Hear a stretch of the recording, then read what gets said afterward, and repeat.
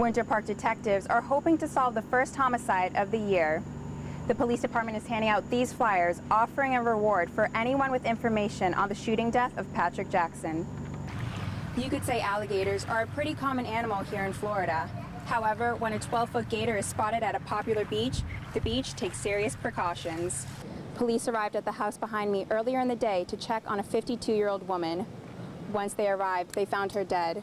Neighbors are shocked that something so tragic could happen in this quiet Ocoee community. Kim Kennedy of the Seminole County Sheriff's Office tells us that the 2-month-old baby had previous injuries in the torso area. A research group from the School of Psychology developed eCalc, a one-session 50-minute program.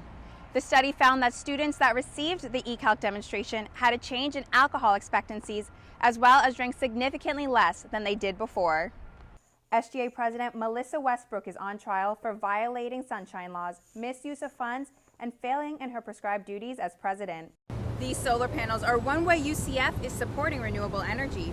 With more than 400 panels installed, Progress Energy estimates UCF is saving about $15,000 a year. Heading over to Eastern Europe, Ukrainians are continuing their nearly 3-month-long protests. Protesters are voicing their disapproval of their president, Viktor Yanukovych. The Department of Highway Safety reports that these red light cameras are at more than 400 intersections, with Orlando being the first major city to install them. According to College Prowler, UCF was the only school in the nation to receive a perfect score in healthcare.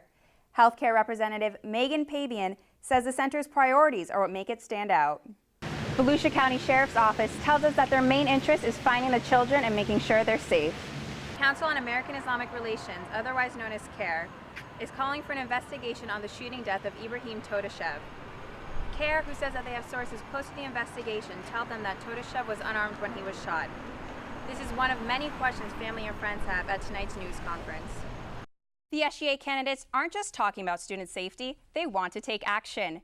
Nightly news reporter Sarah Smith tells us what's being done to improve student safety. The UCF women's golf team is ranked 15th in the nation, setting a school record. Fanny Knops is playing a large part of the team's success. Taxis only cost $10 when traveling within 5 miles of UCF and $2 per mile after that. Visit our website for more information on pedestrian safety and the taxis. Human trafficking is an issue you might not know a lot about. Yet 14,000 to 17,000 victims are either kidnapped, sold into slavery, or forced into prostitution each year in the U.S. If you are like most people and share information on social media, you might think twice before doing it. A recent statistic shows that sharing simple information could make you a potential victim of identity theft.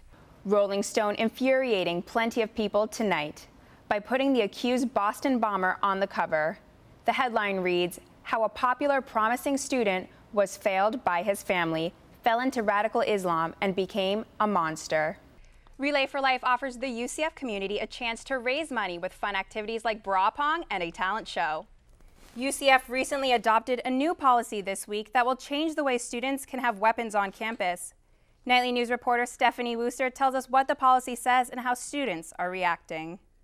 Thanks, Emily. You know, both Nicole and I are from South Florida, so we're used to those scorching hot temperatures. I'm looking forward to that cooler weather on Wednesday before summer starts. Al Sharpton, Jesse Jackson, and Martin Luther King III all in Orlando today, calling for changes to our laws in the wake of the George Zimmerman verdict.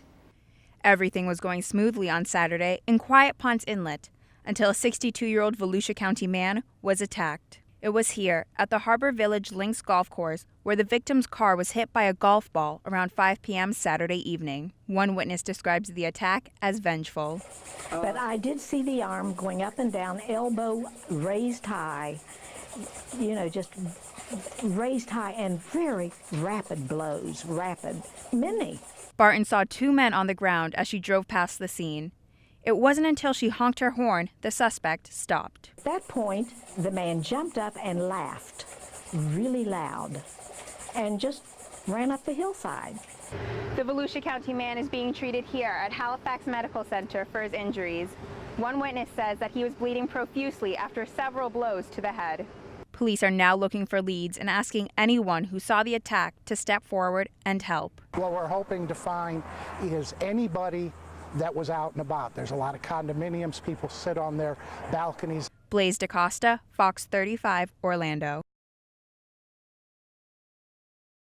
Legislation passed last week allowing anyone with a concealed weapons license to carry a gun in their car on campus.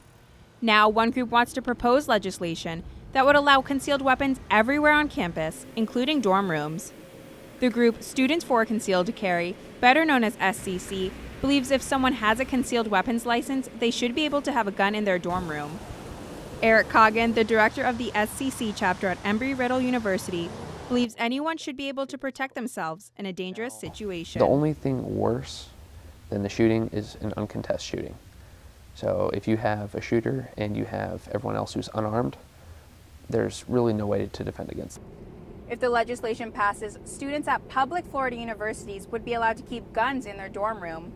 Many students that live on campus, like here at the Academic Village, believe this could threaten their safety.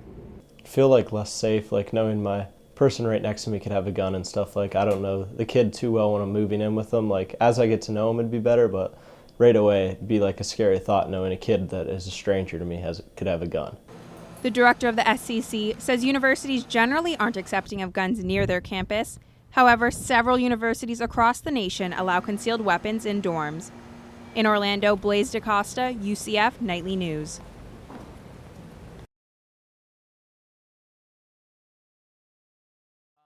Well, I just woke up in the middle of the night with extreme pain. I was just extremely painful. I mean, my blood was like syrup, so it was like it was really hard to be pumped through my body. Tyler Lehman was only 12 years old when doctors diagnosed him with leukemia and lymphoma, two types of blood cancer. A normal white blood cell count is like 10,000, 5 to 10,000. Mine is 357,000, which was the highest they've ever seen before. So my blood was like syrup of just cancer cells. After spending months in the hospital and receiving chemotherapy, Tyler went into remission when his brother donated bone marrow.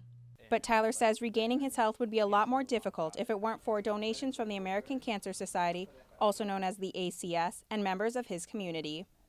One of the things the ACS offered was meetings to help Tyler learn more about his cancer and the treatments. I've gone to several of these past couple years living with cancer, so they talk about long-term side effects, what other people have done, what research is being done out there, what opportunities are out there for you. When doctors cleared Tyler, he headed to Rock Camp, a camp for kids who are going through treatment. The camp is sponsored by donations from the ACS and private citizens. You come to this place where half the kids are bald. You know, half the kids have something different about them. So since everyone's different there, everyone feels normal. Today, Tyler's studying to be a pediatric oncologist nurse while maintaining jobs at the Rec and Wellness Center and as an RA at Northview. In Orlando, Blaise DaCosta, UCF Nightly News.